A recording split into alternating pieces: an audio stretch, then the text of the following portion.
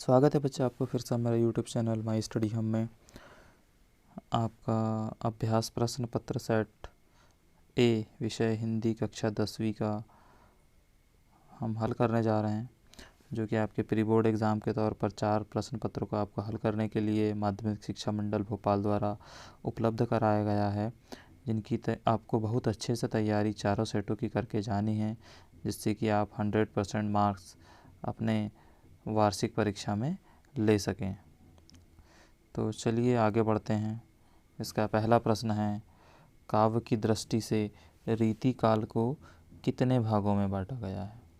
तो काव्य की दृष्टि से रीति काल को 2 भागों में बांटा गया है, जिसका पहला भाग रीतिबद्ध काव्य धारा और दूसरा भाग रीति मुक्त। पहला है रीतिबद्ध और दूसरा है रीति मुक्त। इस प्रकार से 2 भागों में बांटा गया है। अगला प्रश्न है, सुर के पदों में तेल की गागरी कहा गया है? तो सुर के पदों में तेल की गागरी, सुर के पदों में तेल की गागरी उद्धव को कहा गया है। अगला प्रश्न है, चरणों में निहित मात्राओं के आधार पर दोहा है। चरणों में निहित मात्राओं के आधार पर दोहा है, तो वो है अर्ध सममात्रिक छंद। इसका उत्तर द होगा ऑप्शन द, अर्ध सममात्रिक छंद। अगला प्रश्न है, नेताजी का चश्मा कहानी का मूल भाव है। नेताजी का चश्मा कहानी का मूल भाव है, तो उसका उत्तर है देशभक्ति की भावना। देशभक्ति की भावना। अगला प्रश्न है, वह धीरे धीरे रोने लगा। वह धीरे धीरे रोने लगा वाक्य में क्रिया विशेषण का भेद है, तो इसका क्रिया विशेषण का भेद है रीतिवाचक क्रिया विशेषण। अगला प्रश्न है, भोलानाथ और उनके हम उम्र चबूतरे के एक कोने को बना देते थे। तो क्या बना देते थे? नाटक घर बना देते थे। रिक्त इस प्रश्न नंबर 2 है, रिक्त स्थानों में सही शब्दों का चयन कर कर लिखिए। पहला है, परशुराम अपना गुरु भगवान किसको मानते थे? तो परशुराम अपना गुरु भगवान शंकर भगवान को मानते थे, अर्थात शिव को। दूसरा प्रश्न है, आश्रय की बाह्य शारीरिक चेष्टाओं को क्या कहते हैं? तो आश्रय की बाह्य शारीरिक चेष्टाओं को अनुभाव कहते हैं। अगला है, विस्तृत कलेवर वाले काव्य को क्या कहते हैं? तो विस्तृत कलेवर वाले काव्य को महाकाव्य कहा जाता है। अगला प्रश्न है, बाल गोबिन भगत की प्रभातियाँ खालिस्तान तक चलती थी। तो बाल गोबिन भगत की प्रभातियाँ कार्तिक मास तक चलती थीं। चलिए आगे का प्रश्न है,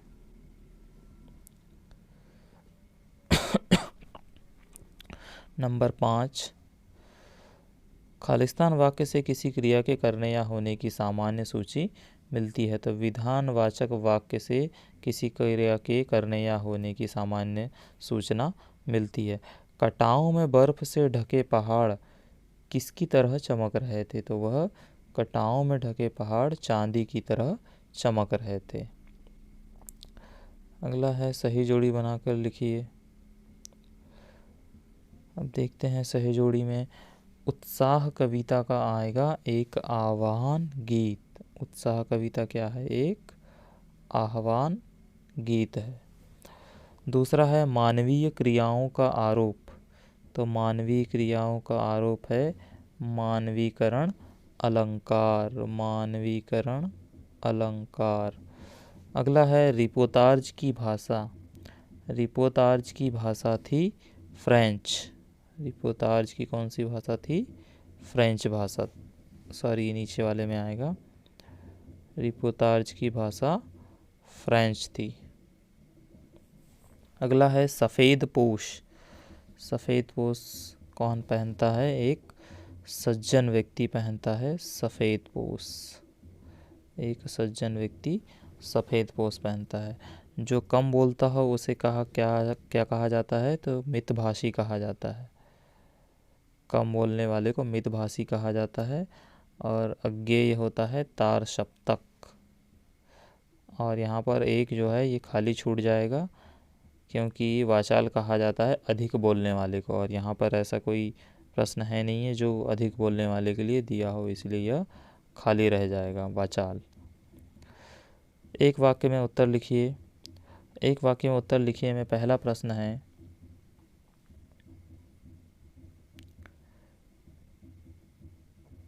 फसल कविता हमें किसके करीब ले जाती है? तो फसल कविता हमें किसान और कृषि संस्कृति के करीब ले जाती है।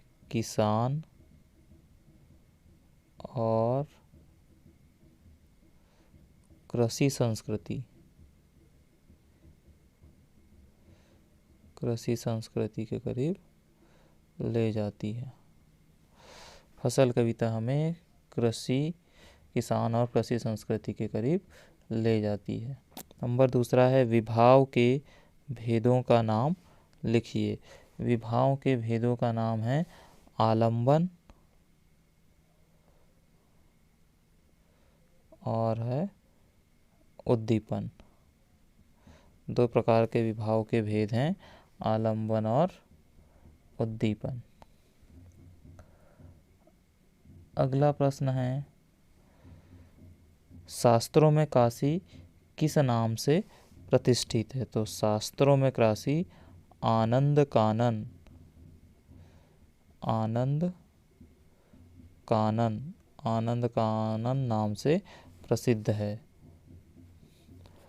अगला है, किस समास में प्रथम पद प्रधान एवं अवयव होता है? तो यह होता है अवयवी भाव समास में, अवयवी भाव समास में।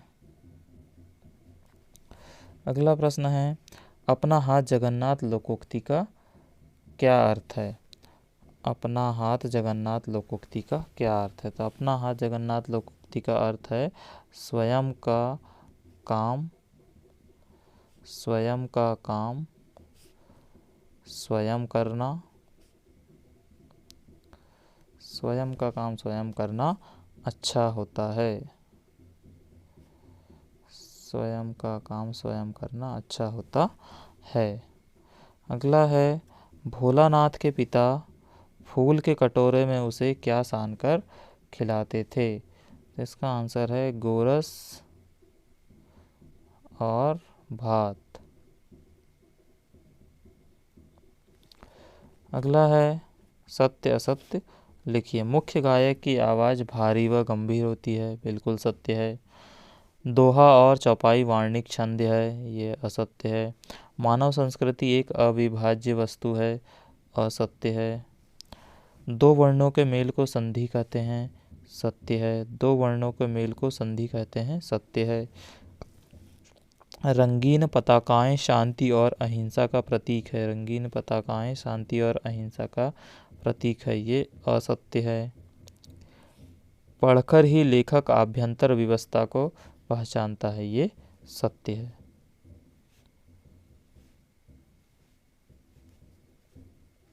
तो इसके प्रश्न उत्तर के लिए आप आगे के वीडियो देखते रहिए, और पसंद आए तो लाइक और सब्सक्राइब जरूर कीजिए।